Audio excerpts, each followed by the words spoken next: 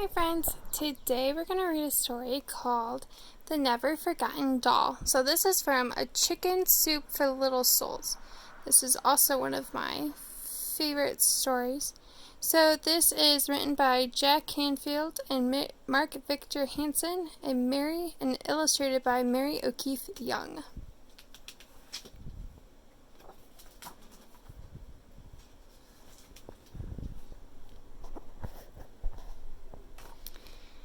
"Ellie, what a surprise!" said Miss Maggie when she opened the door. She always said that, even when I came every day after school. "I've just made cookies," she said. "Will you help me eat a few?" Miss Maggie was the best sitter I ever had, and I had a lot. Mom called her my adopted grandmother. But I didn't know you could adopt a person so old.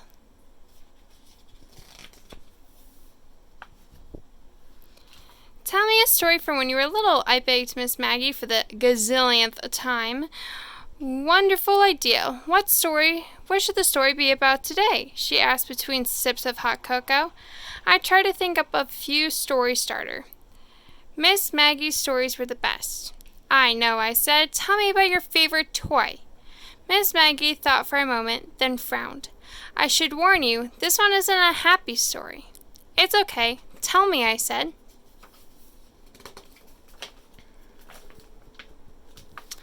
On my 8th birthday, I opened a present that I will never forget. She was the most beautiful doll I had ever seen. Her big blue eyes opened and closed on a real china face. She wore a fancy white dress with a lace trim, and her long blonde brown hair was tied back with a pink satin ribbon. Owning a doll like that was a dream come true for a poor farm girl like me. I knew my parents couldn't afford fine things. How much they must have loved me to have spent their hard-earned money on such a luxury. Miss Maggie got a misty look in her eye. I was extra careful with her all morning. Dolls back then were very fragile. Their faces were made of most delicate china. I still remember how magical it felt just to hold her. She was the most wonderful thing I have ever owned. My mother lit the candles on my birthday cake and called me to the kitchen. I laid her gently down on the hallway table, but as I went to join my family for my birthday song, we heard a crash. I knew without looking that my precious doll. Her lacy dress had hung from the table just enough for my baby sister to reach up and pull on it. When I ran to the hall, there was my doll, her face smashed into pieces. My mother tried to glue her up, but couldn't be done. She was gone forever. I never had seen a look like that on Miss Maggie's face. I wrapped my arms around her neck and hugged her tight. The rest of the day we practiced my spelling words and playing games. But I couldn't stop thinking about how unhappy Miss Maggie had looked remembering her broken doll. Later that night, Mom said Saturday is Miss Maggie's birthday. Why don't I bake her a cake and bring it over there? "Oh, Mom, that's perfect," I said. "Miss Maggie was sad today, but that's just a thing to cheer her up." The next day after school, I found an even better thing. I was walking to Miss Maggie's just like always when I saw a doll in the window of Mulligan's Collectibles. She looked really old and had on a white lacy dress. Her hair was blonde, not brown, but there was no pink satin ribbon. But I thought Miss Maggie might like her anyway.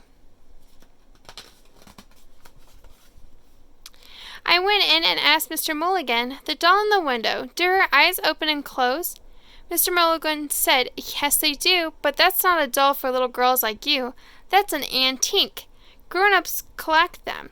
"Oh, it's not for me. I want to buy the doll for my friend, Miss Maggie," I explained. "That's an awfully expensive present. Maybe Miss Maggie would like one of these embroidered blinkies or hankies instead." Mr. Mulligan held up a dumb white handkerchief with flowers on it. "How much for the doll?" I asked him in my most grown-up voice. "Well, she's not in the best shape, I suppose. I could let you have her for $35. My eyes bugged out a mile. Where would I ever get $35? That night, I tried Mom.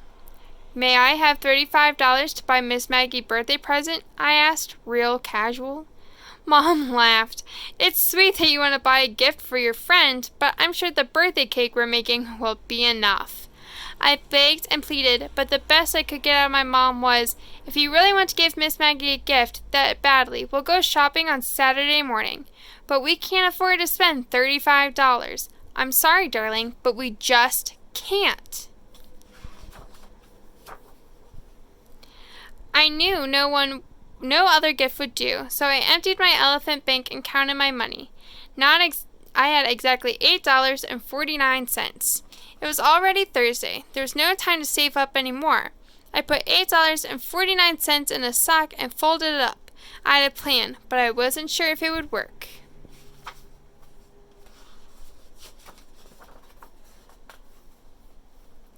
On Friday after school, I went to Mr. Mulligan's. I really need that doll, Mr. Mulligan, I said. I have $8.49 to pay you right now, and I will help you out in your store every weekend until I paid off the rest, which will probably be forever. Mr. Mulligan scratched his head. After you asked about that doll yesterday, I went to take another look at her. And it's the darndest thing. She's more damaged than I thought. One of my workers must have laid her head on some wet wood stain. The back of her hair is just ruined. I don't know who's going to pay that much for her now. I reckon if you need her that badly, I consider $8.49 a fair price. You've got a deal, I shouted. When Mr. Mulligan took down the doll and showed me her ruined hair, I got the best idea ever. The time passed slowly at Miss Maggie's that afternoon. When she asked me what was in the bag, I told her it was a secret and she mustn't look inside. Aren't you mysterious today? She teased. When I got home, I raced to my room. I unwrapped the doll. I took out my brown magic marker. I laid the doll down and spread out her hair on a piece of construction paper. Then very, very carefully, I colored all of her blonde hair brown. The stain part disappeared, and she was even more like Miss Maggie's doll than I remembered. There was only one thing missing. I knew where to get it. I took my favorite and only party dress out of my closet and laid it on my bed. There, right at the neck, was a pink satin ribbon. I cut it off with my safety scissors, being careful to cut just the threads that held it on, and not the dress. I tied it into my doll's new hair, and she was perfect. But what would Mom say when she found about my dress? On Saturday, we went to see Miss Maggie. Allie, what a surprise, she said. For once, I think I meant it. Mom and I marched in singing happy birthday to you. I could hardly wait until the song was over to give Miss Maggie her present.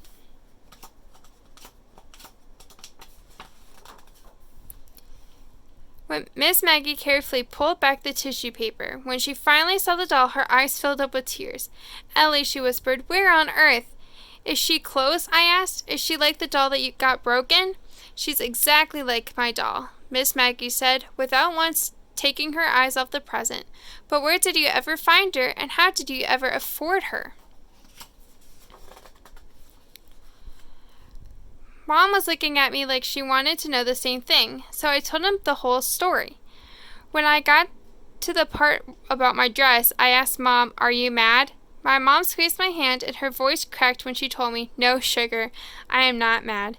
A tear ran down Miss Maggie's face, and she said, now I know how it is possible that this doll looks just like the one I held in my arms exactly 80 years ago today. Both dolls were given from pure love, and love, wherever it comes from, always looks the same.